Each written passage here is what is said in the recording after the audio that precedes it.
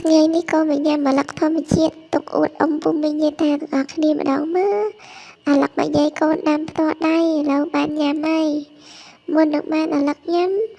កូនត្រូវធ្វើដំណើរទៅបេះអាឡឹកសិនជម្រាបសួរអ៊ំពុំមីងយាយតាទាំងអស់គ្នាថ្ងៃនេះក៏មកបេះអាឡឹកហើយអាឡឹកនេះ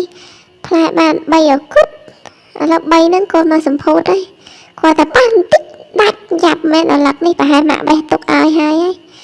កូនលើកនេះលើកទម្លាក់ថាធ្លាក់ដល់បែកទៅដល់កូនណាប៉ិនមានបែកណាអាឡឹកនេះនៅមួមមកគេល្អណា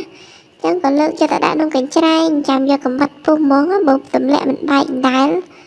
ខំថាបែកហ្នឹងទៅបានអួតអ៊ំពុំមីងយាយតាទាំងអស់គ្នាញ៉ាំនៅចំការតែម្ដងបេះមួយហើយកូនក៏បេះមួយទៀតនៅតែមួយទៀតចុងក្រោយព្រោះអាឡឹកមានតែ3ហ្នឹងតែអាឡឹកនេះគ្មានតដងជាប់មួយដើមទេខ្លាចកូនទាញទៅដាច់ដើមអញ្ចឹងម៉ាក់ផ្ដាច់ទៅហើយខ្លាចពេលកូនបេះទៅទាញដាច់ផឹងឡើងមានអាឡឹកញ៉ាំបាត់បន្ទាប់ពីបេះបាន3ហើយកូនក៏លើកយកទៅម្លប់តែកូនលើកមិនរួចទេម៉ាក់ចេះលើកអត់ទៅកូនកាន់តែមួយយកមកទុកក្នុងម្លប់ទេដល់មកដល់កូនក៏ដាក់ក្នុងកញ្ឆែងហើយដោះមួកនឹងអាងបានញ៉ាំណាបើពាក់មួកទៅក៏ដោះស្អុះក្បាលសឹងអីគាត់ម្ដងតើបានកាប់ផងកូនសាក់ខំលើមើលដាច់អត់ដាច់ទៀតអាឡឹកនេះស្វិតខំដាច់ចាំមើលវាយម្ដងមើលចាំមើលបែកចាត់មិនបែកទេខំទាញចម្លាក់ពីលើកញ្ច្រែងហើយឥឡូវមានវិធីសាស្ត្រមួយទៀតឲ្យបោកមិនបែកទៀតអាឡឹកនេះស្វិតមកគេមែនណាកូនអើយចឹងអស់កម្លាំងលីងហ្មងលែងចង់ដាំអាឡឹកដាំអីបើដាំស្អីគេបើអាឡឹកបោកប៉ុណ្ណឹងអត់បែកទៀតឥឡូវបោកលើចុងក្រោយបានបែកបានសម្រេចតែម្ដងហើយកូនញ៉ាំមុនគេហ្នឹងសាកសម្បកចង់ដឹងថាអាឡឹកធម្មជាតិចឹងសម្បកផ្អែមអត់តែមានណាអាឡឹកធម្មជាតិមិនធម្មជាតិអីអាឡឹកសម្បកគឺសាបតែម្ដងញ៉ាំកើតផងមិនអស់ចិត្តទេកូនថែមសម្បកមួយម៉ាត់ទៀតមើល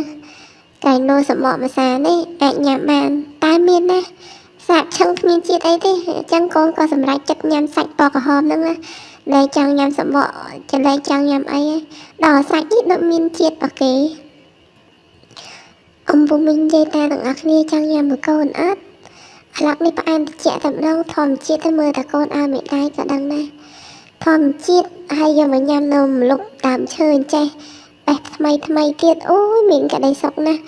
កូនបានឲ្យតែព្រឹកអាងតែបេះញ៉ាំទៀតតែ3ហ្នឹងកូនបេះអស់ហើយដឹងមានណាទៀតទេព្រឹករំឡើងក្តាប់ក៏កូនបេះដែរកូនអត់ទុកទេគាត់ឃើញវីដេអូឃ្លានម្ដងទៀតហើយមិនចាំសភាមិនចាំអីខ្វេះតែដៃញាត់យកញ៉ាំយកតាណាអស់ហើយកុំថាកូនក្បាលពោះធំចម្លែកអីមិនចម្លែកទេកូនញ៉ាំច្រើនក្បាលពោះធំអញ្ចឹងហើយញ៉ាំដល់ចិត្តអស់មួយដូចមុំឆ្អែតហើយកូនក៏ត្រឡប់ទៅផ្ទះហើយពេលទៅផ្ទះទៅដូច